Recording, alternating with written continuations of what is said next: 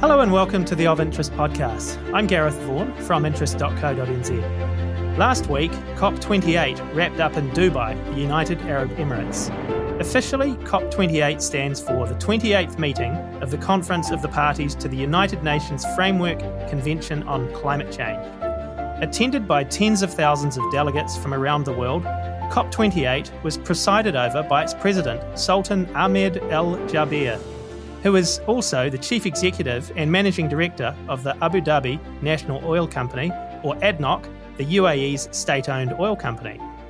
As the two-week conference wrapped up, al-Jabar hailed a historic UAE consensus to accelerate climate action.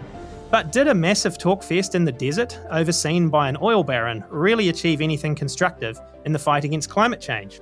To discuss this, I'm joined by newsroom journalist Rod Oram, who attended COP28. Hi, Rod, and welcome to the Of Interest podcast. It's great to have you with us. Oh, kia ora, Gareth. It's a great pleasure to be with you. Great, thank you. Look, so you were there on the ground, and obviously you've seen the final agreement that's come out. So, what, in your view, did COP28 achieve in the fight against climate change? It got fossil fuels into the final agreement in a substantial way for the first time. And the history is really important because it was only in Glasgow 2 years ago that fossil fuels made their first appearance in the final agreement. And that was just on coal and just on a phasing down of coal. Then the following year, last year in Egypt, there was an attempt by some 80 countries, led by the EU, plus many others, that were seeking to get fossil fuels on the agenda, and that didn't into the final agreement, and that didn't happen at all. So it is important that fossil fuels are there for the first time in full, all of them, and there is this language about the needing to reduce production and consumption of fossil fuels. So that was indeed weak language, but it meant that the final agreement wasn't boycotted by, in particular, Saudi Arabia, Iran, Iraq, and Russia. And but nonetheless, the language, and there's a whole bunch more in there, not just that reference to reducing production and emissions, that does start to send a signal not only to governments as they prepare their next commitments under the Paris Agreement. So by 2025, countries have to come back with an improved commitment. But it sends a powerful signal to them that they must be working more on fossil fuel reductions in consumption and production. But it also starts to send a stronger message to financial markets. And yes, it's weaker than and slower and less specific than is actually required to get the very fast reduction, around about 45% of emissions by 2030, which would be necessary to try to keep the rise in temperature to under 1.5 degrees. And that's clear from the science, it's clear from the International Energy Agency and everybody else. So that's how COP progresses. And the difficult challenge of COP is that all 198 countries that have signed up to the convention have to agree to everything. So it's a consensus agreement. That's why it's so painstaking, and the language and the decisions are never big enough, fast enough. Yeah. So in your newsroom article, you described it as a historic, though vague, call for transitioning away from fossil fuels. It is really interesting, obviously, the fact that it was held in a major oil producer, and obviously there was a lot of media coverage of the Saudis lobbying during COP28. So, I mean, to what extent was that sort of location of where the conference was held and the presence of, I guess, the powerful oil producers, to what extent did that feel like it was hanging over the conference itself? I think it rather concentrated minds, both from the oil and gas producers themselves, but also from every other country. because you have to see fossil fuels not just as a production challenge, but it's also a consumption one as well. So consumers have to be on this journey as well. And I think that it turned out to be useful, and I kind of hoped going into COP that this would be the case, that if you have a president, a chair, who is indeed an oil person himself, as you said, chief executive of the United Arab Emirates, a state-owned oil company, ADNOC, but he's also founder, way back in 2006, of a very major renewable energy company here, and still its chair, in the United Arab Emirates. So he understands both sides of that equation. So I think it was probably far easier for somebody like him, who I put in a somewhat more enlightened category on fossil fuels than, say, Saudi Arabia is, and certainly Iran, Iraq, and Russia are, that it was helpful to have somebody who has status, has mana in the industry, as the UAE does as the sixth largest oil producer and seventh largest gas producer in the world, to be able to get those people into a room and try and make some progress with them. So I think it is helpful. You have to also remember that the previous COP last year was in Egypt, which is also a fossil fuel producer. The year before, it was in the UK, which is, of course, still very busy in the North Sea. So I think it's not a helpful distinction to say, oh my goodness, it's another petrostate. And it will be again next year, because next year is going to be in Baku, the capital of Azerbaijan, which is a major petrostate. Yeah, absolutely. Another issue that came out of it was that COP28 claims the first official recognition of and finance mechanism for helping developing countries cope with economic losses and physical damage from storms, droughts, and other climate impacts. How significant is this? Very, because again, it wasn't fossil fuel producers which are the roadblock here. It was actually developed countries have resisted for decades discussing loss and damage. And in fact, the US has been one of the most vocal. And it was an extraordinary achievement of the developing countries, and particularly another example of the small island states, particularly the Pacific ones, to have got it onto the agenda in Egypt last year. And then some good work was done in the following year up to this COP to start working out what that mechanism would look like. And it was well enough developed that al-Jabar decided to put it on the agenda very early on as a quick win, and it was approved. And money started to roll in. Again, not enough money, and there are lots of reservations about the World Bank being the hosting organization initially until plans are further developed.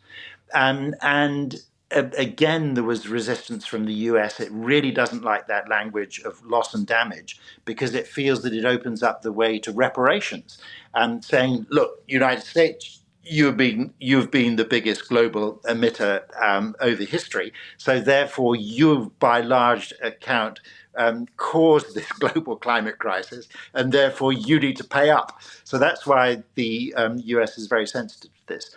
So, but the fact that the mechanism is in place, the last count I saw, there's about $800 million committed, which is nowhere near enough, but the process has started. That's the crucial thing.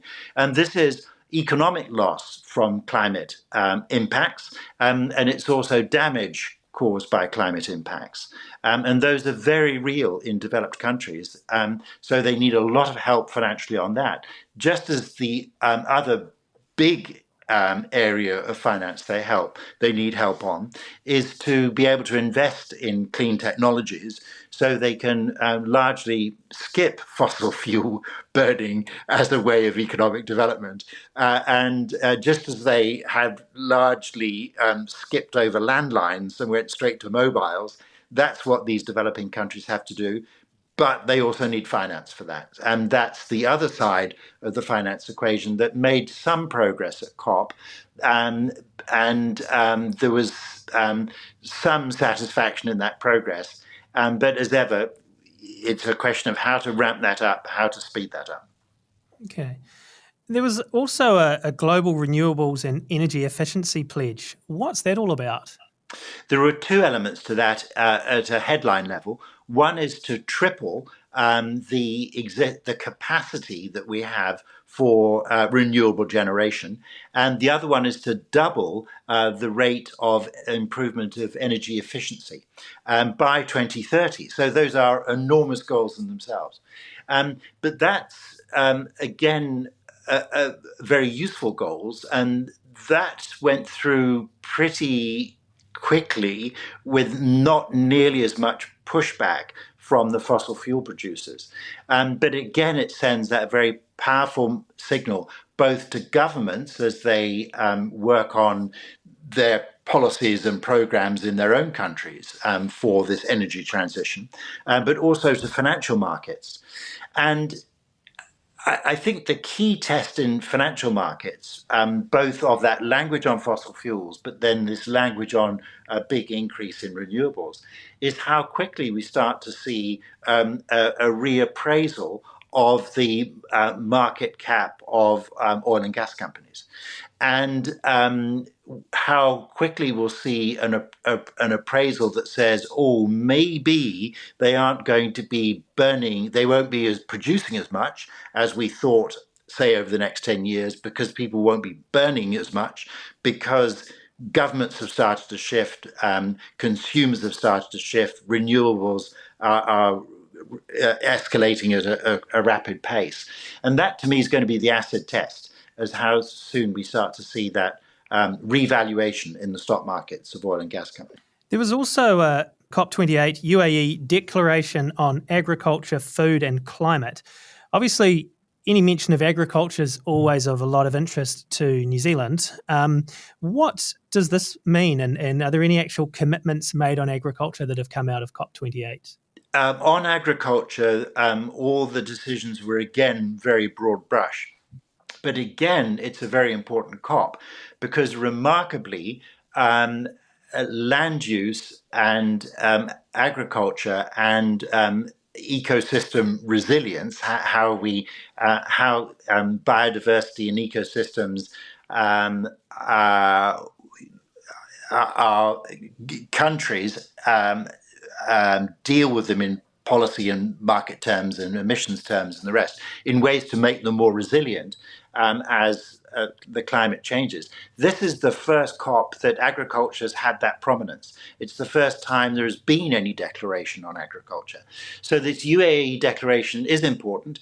Underpinning it is a roadmap from the UN's Food and Agricultural Organization on what's necessary to make agriculture compatible with a 1.5 degree rise in temperature, both in terms of reducing emissions, but increasing that resilience of natural systems.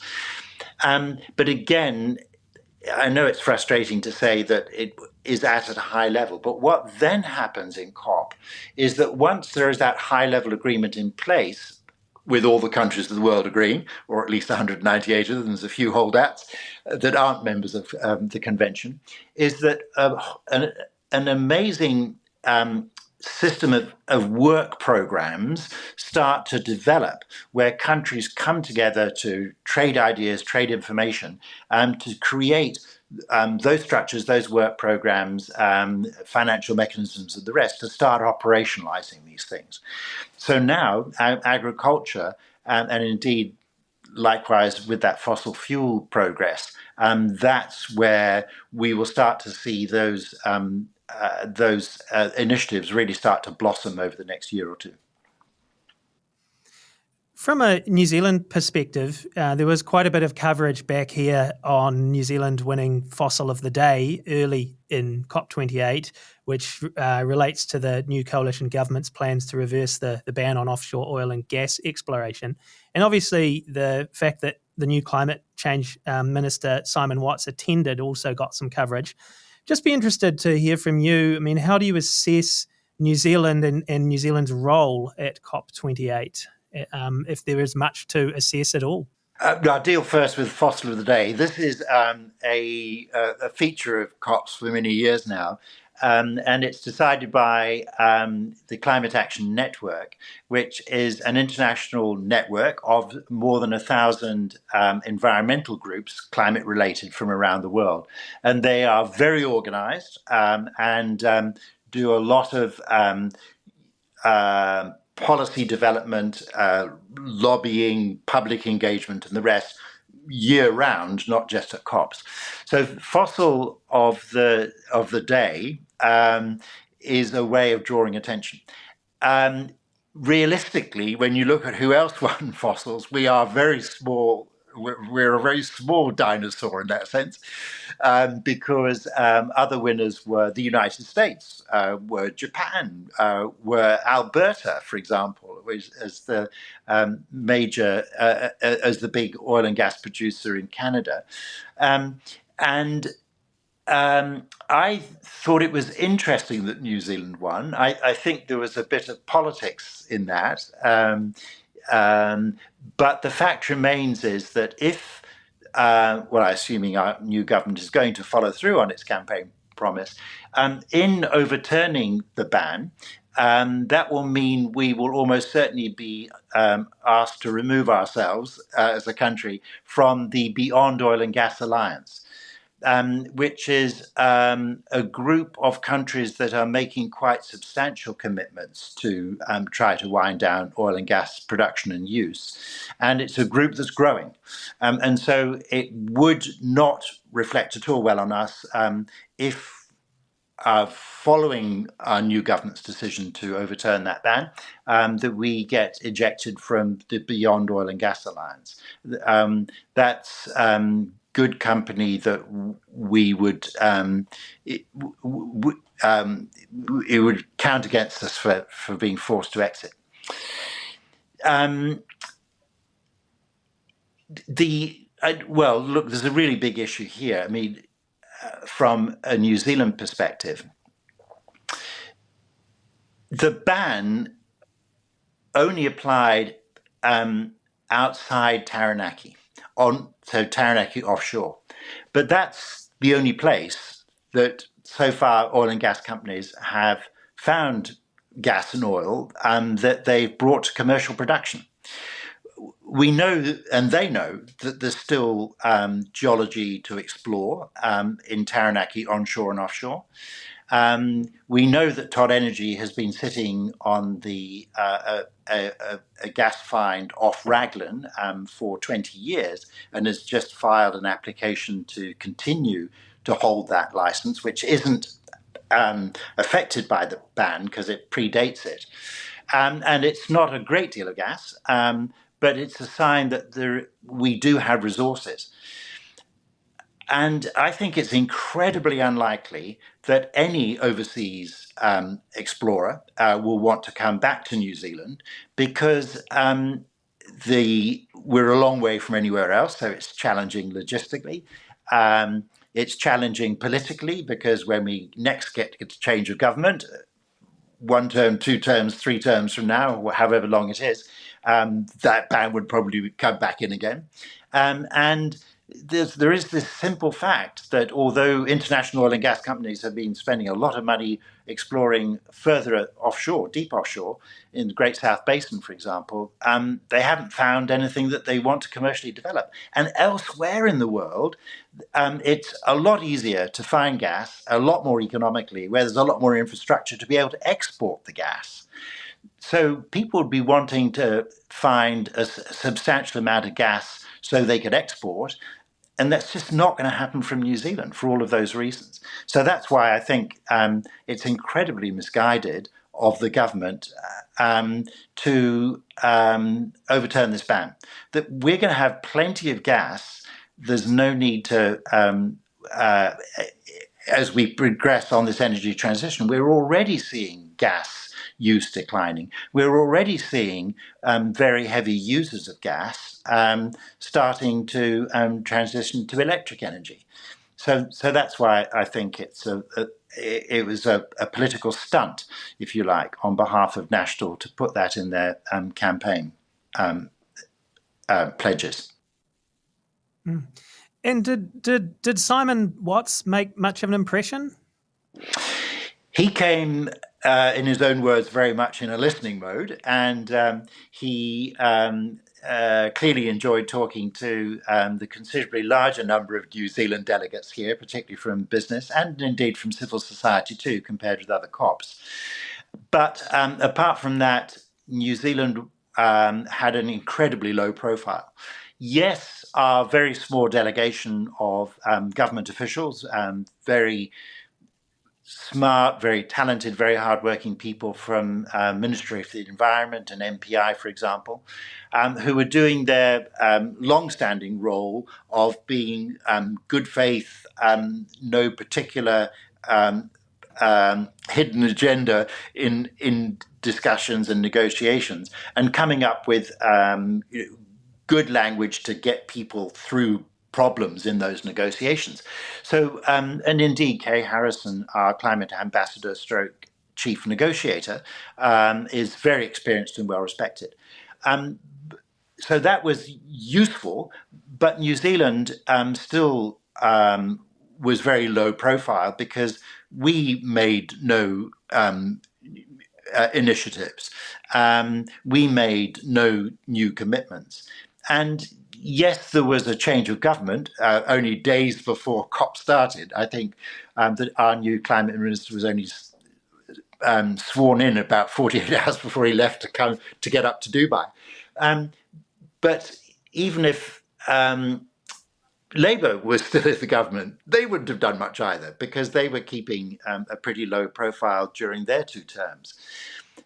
You have to go all the way back to first of all, 2009 at the Copenhagen COP, when the John Key government took an idea to COP about setting up an agricultural greenhouse gas research network around the world. And that indeed got set up, and it's doing really good work. And we have the New Zealand element of that very busy, headed all these years by Harry Clark. And Harry turns up to give various presentations at successive COPs. And then 2015, the idea for nationally determined contributions, whereby it broke the whole logjam that had been created by the Kyoto Protocol, and it made it possible for countries just to commit to what they thought they could do and put that on the table and aggregate that up. That was the big breakthrough. And that was an idea that came out of the Pacific from a climate conference, which Tim Grosser, as climate minister in the Key government, helped develop into a proposal that got all that crucial traction at Paris. So that's how far we have to reach back to when New Zealand was making very big and useful contributions.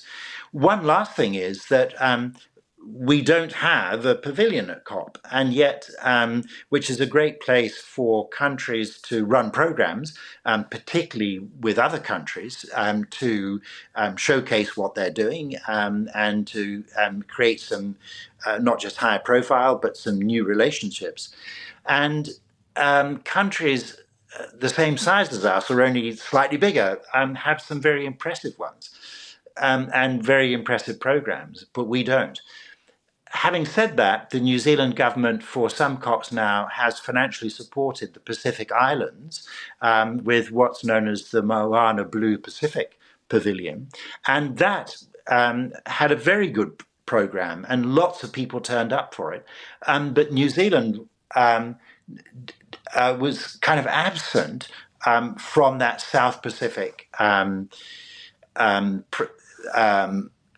profile that the pavilion helps to build up, even though our government helps finance it. And so I think it's really important for governments to have our governments in New Zealand to really get serious about making the most of COP, not just turning up for delegation, for negotiations, but turning up because there is so many terrific connections to make, programs to engage in across civil society. This isn't anymore just all about negotiations between government officials and politicians. This is very much an all of society meeting, and that's why the numbers were so big this year, and a bigger increase the past 2 years compared with pre-COVID, where up until COVID, had largely been government negotiations, but now they're really whole of society engagements. That's a good point at which to move into my next question. I was just really interested to ask you about what it is actually like being there on the ground. It appears to be, and clearly is, a massive event, obviously high profile, lots of movers and shakers, and powerful people in attendance. And you've obviously done a few. I'm not sure of the exact number of COPs you've attended, but what is it like being there? This was my third COP in a row in person. I've been watching from afar before. And it's deeply, deeply, deeply fascinating here. You learn so much. And it takes a little bit of getting used to, because it does seem initially completely overwhelming in terms of scale. But you quickly find your own way to plot, to navigate through that over the 2 weeks. And in essence, there's the blue zone, blue because that's the official logo color of the United Nations. And that's where all the negotiations happen, all the political meetings happen. But there's also country pavilions in the blue zone. There's also special interest pavilions, or pavilions run by science organizations or philanthropists and the rest. Then next to it is the green zone, which is more readily accessible to the public. In fact, you just need to buy a ticket to get in. And there's a whole bunch more pavilions from countries, from businesses, from civil society organizations.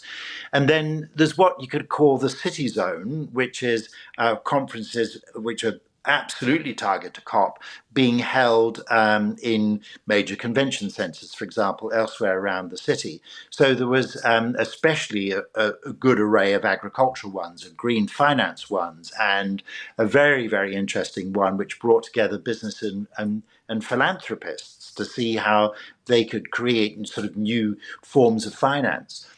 And so on one hand, you want to be quite particular about what you're going to try and see and do each day, but you also want to leave open the great opportunity for completely serendipitous encounters with people, where you find yourself talking to, whether it's on the metro train getting into COP, or standing in the queue to getting into COP, or just running into somebody having a chance encounter in COP, because you just run into some amazing people and you're really glad you've made those connections and follow up with them later. So it's a very, very rich experience. And as I say, it's been the absolute highlight for me these last 3 years, because I just feel so engaged in the world, in terms of the extraordinary array of people, 198 countries. I made no attempt to visit all of those countries whilst at COP, but there's this huge foment of activity. It's very energizing, and you just come away from it with so many new thoughts, new perspectives, and some great new contacts. And that's why I was glad to see this is the first time there was a sizable, by previous years, contingent of New Zealand companies.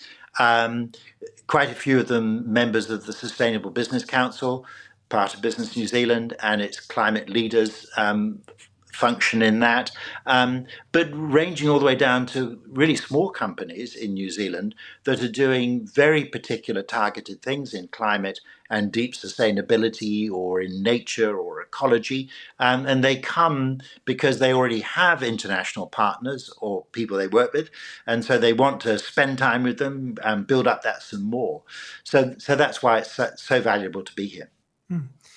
My next question, I think you've already partially answered it with your enthusiasm about the experience of being there and what you get from it. But you will have heard, I'm sure, of, there are cynics who every year say, oh, why are all these people flying across the world to talk about climate change. Obviously burning fossil fuels to get there.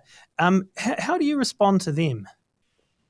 I always stress the value of going, just as business people generally have perhaps scaled back a little bit on international travel, but still believe it's important to do.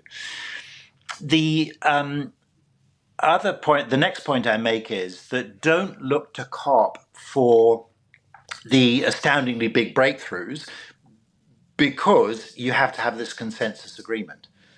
The reason that it's a consensus agreement is right from the start of COP, the oil producers, led by Saudi Arabia, every time anybody tried to get a rule book through on how would we, for example, have a supermajority passing of or agreement on things like, say, an 80%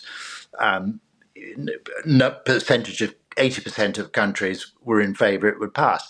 That was blocked right from the outset by Saudi Arabia. So there is no rule book on how to make decisions. So that's why they have to be made on a consensus basis. But it's really important, and this was an incredibly helpful phrase from Bill McKibben, the US journalist and climate campaigner, who says that COP is the scorecard, not the game. So COP once a year gives us a really good scorecard about what the state of play is on all of these issues, politically, socially, economically, in business, you name it. And in a sense, there is a game there, because you've got all these negotiations that are going on trying to get these agreements together. But you have to, because it's that consensus agreement, you have to accept that that's not leading edge, but it still achieves a consensus agreement, which I think is remarkable, on really important issues that, as I said earlier, then develop into very increasingly rich and useful programs that countries and all sorts of others are involved in to try to then progress those issues. So all of that is good. And then, speaking at a personal level, it's very straightforward from a travel and emissions point of view, because I indeed fly less than I used to, both around the country and elsewhere. And I have largely, very substantially reduced my personal carbon footprint in terms of the travel decisions I make at home, in terms of the energy efficiency of buildings. I'd lived in a house that we had turned into a net zero energy house, even though it was an 80-year-old house, which was generating enough electricity to meet the needs of 2 or 3 people and run one plug-in hybrid and one electric car. And I also make food choices that reduce my greenhouse gas emissions too. I'm a reductionarian. I'm not a vegetarian. I just, over the years, have tended to eat somewhat less red meat and somewhat less dairy products from cows. And then when I travel, I offset. I don't. I would prefer to be able to fly without emissions, but those technology pathways are moving faster than we thought they would. Look, here's Air New Zealand, just signed up for its first short-haul electric aircraft to start trialing in a few years' time. Hydrogen for medium haul is not that far behind. We know long haul will be synthetic aviation fuel made from pulling carbon out of the air and creating synthetic jet A1 fuel, powering existing engines, because that's the only way you're going to get long haul. So it's. I think if you come to organize meetings like this and intend to work hard and get a lot out of them, and that benefits you over the coming year, I think that's an acceptable expenditure of carbon. Just finally, Rod, so obviously COP29, as you mentioned earlier, next year will be in Azerbaijan, which you noted, another oil producer. So what are your expectations for COP29 next year, especially on the fossil fuels front and also agriculture, given that there was significance around that declaration on agriculture this time? It's always too early to tell because once the host country and thus the chair has been chosen, and I shall briefly explain that. The United Nations is divided up into 6 geographic regions of the world. So what they do is they rotate the presidency through each of those 6 regions. And it was the term of Eastern Europe for this coming year. But Russia was vetoing in the Eastern European group, was vetoing any country that put its hand up if it opposed Russia's war in Ukraine. And so that's why it came down to Azerbaijan, which is on pretty friendly terms with Russia. So but the next year is really important because it's a long, busy year for the host country to be playing a really important diplomatic role around the world. And the UAE got very high marks for for its work on that over 2 years because it was chosen earlier. And I was talking to a climate politician who I respect a lot, who said, actually, over the last year, the UAE's been kind of on a par with the UK in terms of its diplomatic resource, put a huge diplomatic resource into the preparation and in the quality of that preparation. Now, Azerbaijan is only 10 million people. It's relatively wealthy as an oil and gas producer, but it just plain does not have the diplomatic depth and experience that the UAE has. And therefore, that's going to be a real handicap. Also, it's going to be having Russia, I was going to say whispering in its ear. I think Russia will be far more direct than that to Azerbaijan. So I think it's going to be immensely challenging, not only for the host country, but the whole global community. However, let's just see how this year works out. Meanwhile, there is this signal about fossil fuels that's come out of COP28, which will change the playing field. It will change the landscape, both in countries' policies and in technology investment, more into renewables and the like. And the other crucial thing about the timing of getting that fossil fuel things in this year's COP was, again, going back to that point about 2025, that's when countries have to come back to the Paris Agreement with much enhanced commitments. And therefore, the fossil fuel language had to be in this COP to reflect that, because it's too late for next year's COP. So if nothing much has progressed at that very high level in Azerbaijan next year on fossil fuels, I think there'll be so much going on politically, technologically, and in the markets that we will see a big increase in pressure on fossil fuel consumption and thus on the fossil fuel producers. Well, look, thanks so much for that, Rod. It's really interesting to hear about being on the ground at COP28. That's Rod Oram, newsroom journalist who was at COP28 in the UAE. And I'm Gareth Vaughan from interest.co.nz with another episode of our Of Interest podcast.